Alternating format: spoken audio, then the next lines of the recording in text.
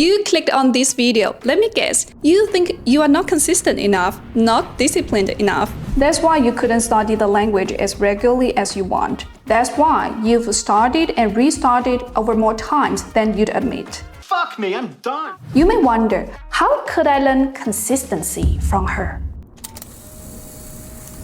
I've learned 7 languages and a lot of other skills with a busy life. When people hear that, they assume I must have iron discipline, some built-in consistency the rest of them are missing. The truth is messier. I've had ups and downs. I've collapsed more than once. I lost one language completely, and every time I reached for the same fix, try harder, wanting more, be more disciplined, the result was always the same: burnout. What finally worked wasn't more willpower. It was changing what I thought consistency even meant. That's what this video gives you. 3 mindset shifts about consistency, the exact 3 that made me learn things consistently with a busy life without burning out. Whether you are learning a language, building a gym routine, developing a new skill, or sustaining a hobby, I hope this video gives you some new insight. Let's get started.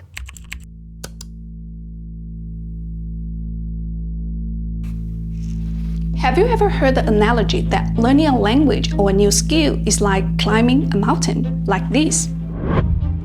You assume that if you climb long enough, the summit arrives, fluency, the view, the proof that all the climbing was worth something. So you lower your head and you climb. When you only stare at the summit, you only see the steps and gaps between. Consistency becomes endurance and suffering, tracing a goal someone else promised you. But the summit is always 1 more month away. The climb is always steeper than they promised. And the moment life interrupts, the moment you slip back down the rope, those months stop feeling like progress. They feel like you have to double the steps and endure again to finally enjoy the view. That's when the self-blame and fear flood in. That's when people tell themselves they don't have enough strength to climb that high. That's when people put the language down and decide quietly that it just isn't for them and assume they are not a language person. This single picture breaks more learners than anything else I know. I called it the summit trap. I was like that. I still remember after learning Arabic and starting to learn German, I literally told myself, all right, another mountain to climb. I often use words like suffering, grinding, fighting to describe my learning experience, including my PhD thesis. I have to admit, grinding and enduring could be interpreted as virtual to some extent, but it could also damage the drive and the presence in the process. Now I'm very conscious about it and don't use these words anymore. Now I want to give you a different picture. Learning a language is like planting your own garden. It is something you tend a little every morning with no idea yet what's going to grow. You water it, you pay attention, you are patient with it. And it grows slowly. Some flowers start to grow, butterflies arrive, new plants grow surprisingly until one day the whole thing is in bloom. Some plants won't take. Some seasons are quieter than others. Some weeks it will look like nothing at all is happening above all the soil. And underneath it, something always is. Do you feel the difference? You are not climbing toward a view that someone else promised you. You are growing your own. A mountain has a summit, and then it ends. A garden just keeps growing with you as long as you take good care of it. That's the first shift. So consistency here isn't about grinding or pushing or forcing. It's about showing up and taking care. You do it because you love it and you cared about it, not because you want to prove something. When I stopped climbing and started watering small daily, no summit inside, the thing I'd been forcing for years finally quietly began to grow in a lively and surprising way. So what does tending actually look like?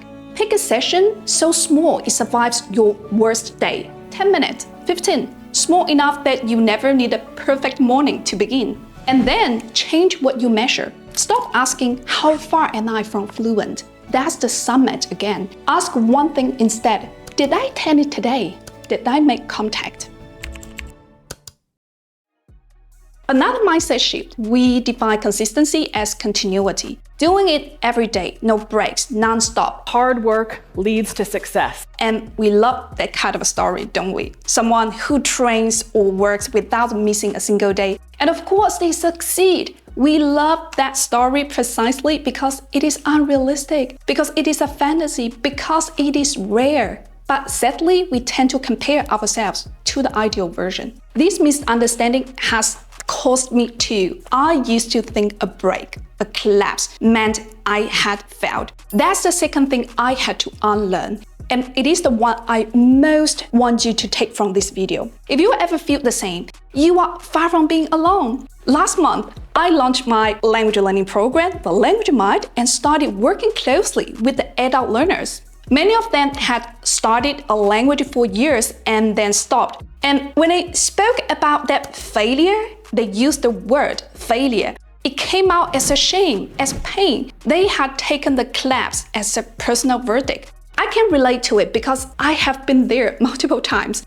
Until I realized that collapse is not the opposite of learning, it is part of learning. A skipped week, a month away, a season where everything goes quiet, they are part of the progress. Go back to the garden.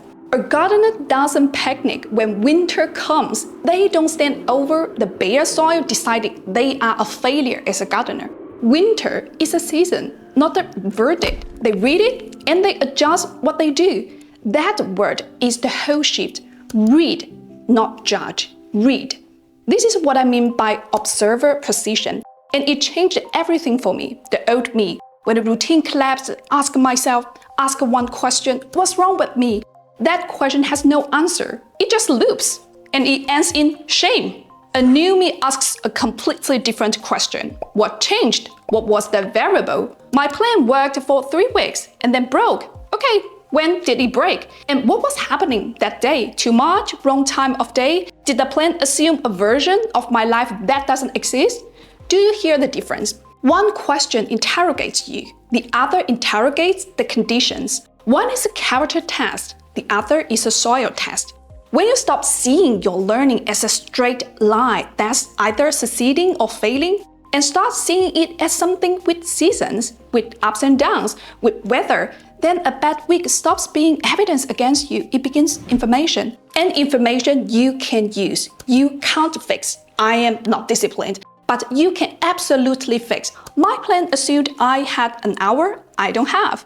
That's why when a learner tells me last week's plan collapsed, she couldn't do it every day. We don't push harder and we don't just head out motivation. We get curious. Instead, what actually happened? What's the variable? What's the smaller version that survives a week like that? Maybe you should not do it every day. Maybe we should try another study cadence. It is the difference between a learner who disappears after a bad week and one who reads the bad week and comes back with a better feeding plan.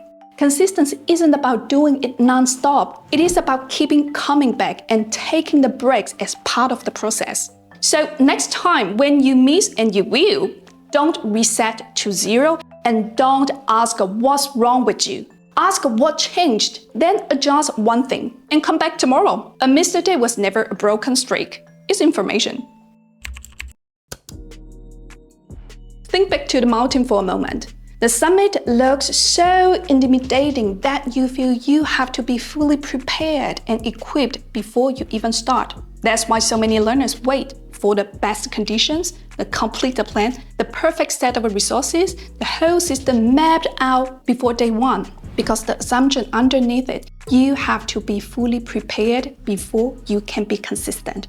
Many of the learners I work with in the Language Mind are high achievers, thoughtful, ambitious, smart. So when I ask them to start with what we call a bare minimum loop, something tiny, 10 or 15 minutes, almost embarrassingly small, a lot of them get afraid. And that smallness, I decided on purpose. They want to have the complete and final plan. They are afraid small isn't enough, that it can't possibly be real progress, that they should be doing more. I understand it completely because that fear is the third trap. And I lived in it the longest. For years, I was the person with a perfect plan. I designed the whole thing up front, every resource, every slot, every milestone. And I believed that if I just followed the plan faithfully, I'd arrive. The plan was the promise. Sticking to the plan was the skill. And then life would do what life does, a deadline, a headache, a bad month. The plan would meet reality and shatter. Because I'd made adherence the whole point. The moment I couldn't adhere, I had nothing. I'd collapse. I questioned myself. Why couldn't I stick to my plan? Why was I not consistent enough? Then I'd start over with an even more detailed plan, as if the problem had been a lack of detail. Here's what took me years to understand. You cannot plant a garden you've never grown. You cannot plant a garden you've never grown. The soil teaches you. The light teaches you. You don't get to design the perfect garden on paper and then execute it. You plan one thing, you watch what happens, and you adjust. The plan was never the skill. Adjusting the plan is the skill. So that's the third shift. Don't wait for the perfect plan. Plant the seed before you draw the blueprint. It works like a loop, and it almost stupidly simple.